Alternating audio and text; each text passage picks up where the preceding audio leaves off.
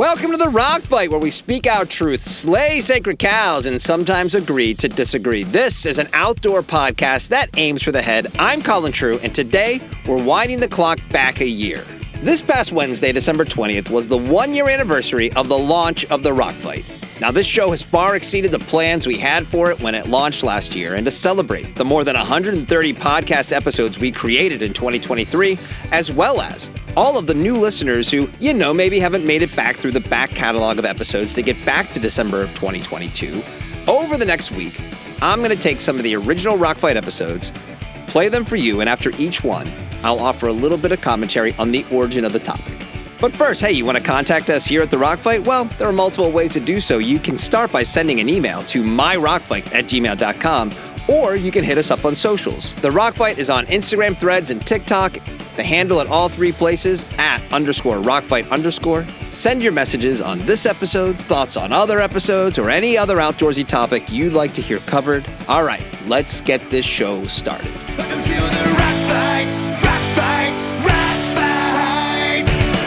First up is our first episode ever. Ski resorts are not outdoor. Ski resorts? Not outdoor? How could that be the case? Well, let's see what kind of rocks were thrown on the first ever episode of The Rock Fight. The past 40 years have evolved to the point where most people consider activities done out of the house as outdoor. Or more simply, if it's outside, it's outdoor.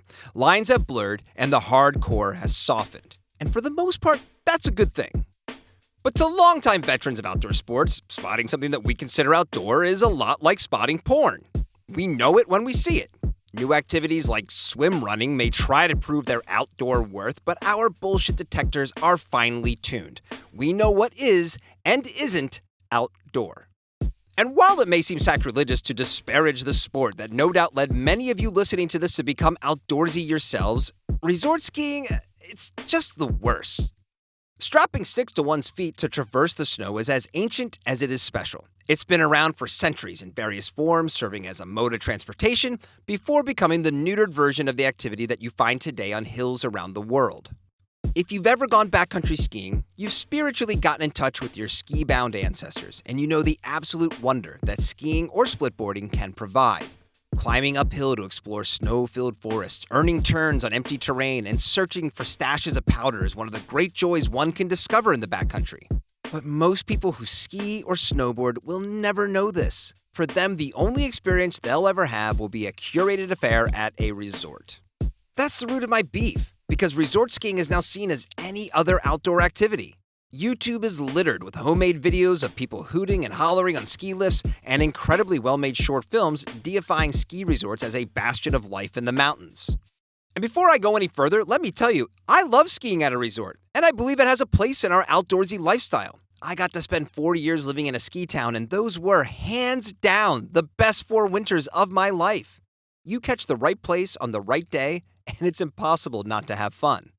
But there are several reasons why ski resorts are, without question, not part of the spectrum of outdoor adventure sports. Firstly, lift lines.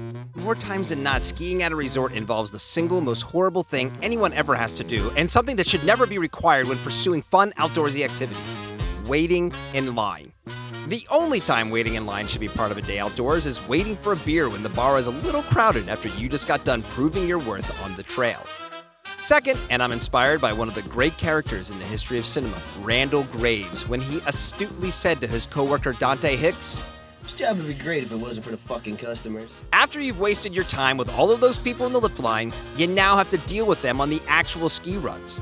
And unless you know a mountain inside and out, i.e. you're a local with a season pass, you better have your head on a swivel, because that helmet you're wearing is there to protect you from other skiers more than anything Mother Nature can throw at you.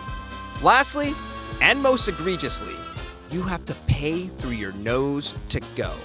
Beyond acquiring the tools of the trade, I resent any activity that costs money. And in this regard, resort skiing is no different or better than slapping on some khakis and dedicating yourself to the game of golf. If I drop $900 on a surfboard, or $3,500 on a mountain bike, or hell, even $120 on a pair of trail runners, I've paid my entrance fee, and the waves and miles are all free. Resort skiing is the most successful attempt at monetizing the outdoors that we've ever seen, and most of our community is down to support it. There is a significant population of outdoorsy-minded individuals who still view mountain biking in wilderness areas as a deal breaker.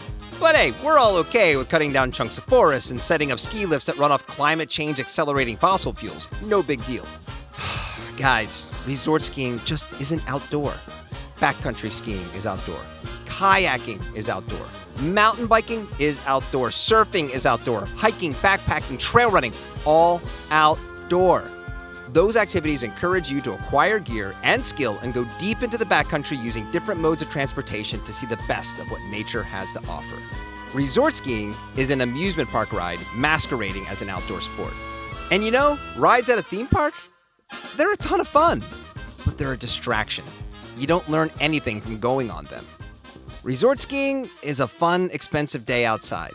On the best days, you get to run laps of deep powder, hopefully with good friends, eat high-calorie food on the mountain, and drink high-calorie beer when the lifts close. That's a damn good time. But it is not outdoor. And I'll throw rocks at anyone who disagrees with me. So I've been pretty transparent about my personal overall lack of enthusiasm for skiing as an outdoor enthusiast. We all have our favorites when it comes to the outdoor activities we like to do. And as you get older, you realize the greatest currency we have, and it's a cliche, but it's true, is time.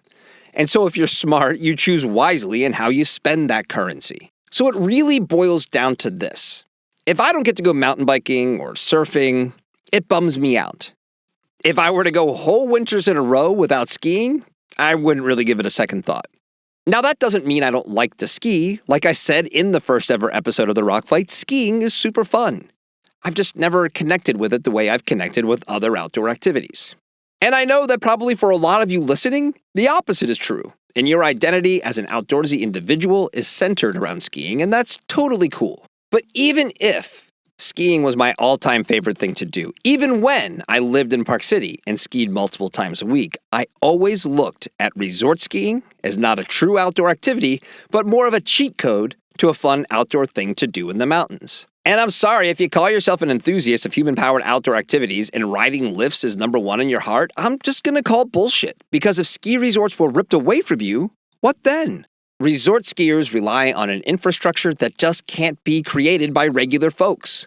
Trails can be made by pretty much anyone, but the average trail builder can't erect a ski lift. And hey, if you're a hardcore resort skier who also skis in the backcountry and does all sorts of other outdoorsy stuff, but just really likes hitting the resort as much as possible during the winter, I don't think you should be offended by my assertion.